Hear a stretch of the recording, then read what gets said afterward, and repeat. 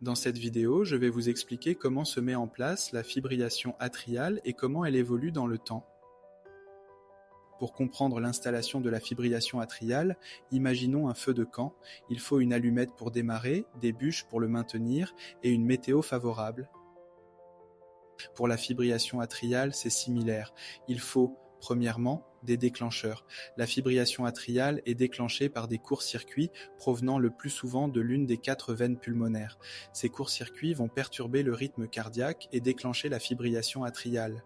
Ce sont les allumettes de la fibrillation atriale. Deuxièmement, un substrat. Les anomalies dans l'oreillette gauche maintiennent la fibrillation atriale.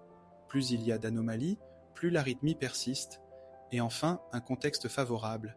Des facteurs variés comme l'alcool, le sport, le repos, les infections, l'inflammation ou le stress peuvent favoriser la fibrillation, mais ils ne suffisent pas à eux seuls pour l'induire. Contrairement à un feu de camp, la fibrillation atriale crée des anomalies dans l'oreillette gauche qui à leur tour favorisent l'arythmie, formant ainsi un cercle vicieux. C'est pourquoi la fibrillation atriale est une maladie chronique.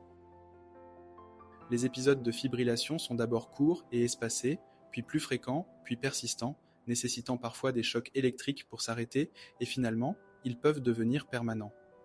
Ce phénomène s'explique par le fait qu'il y a de plus en plus d'anomalies dans l'oreillette gauche. Ceci signifie aussi que le problème devient de plus en plus compliqué et que les taux de succès de l'ablation vont diminuer avec le temps.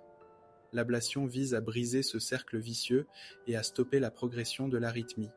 Il est ainsi conseillé de considérer l'ablation tôt dans l'évolution de la maladie, car plus le problème devient complexe, moins l'intervention est efficace. Vous connaissez à présent l'évolution de la fibrillation atriale ? Dans les prochaines vidéos, je vous expliquerai comment la traiter.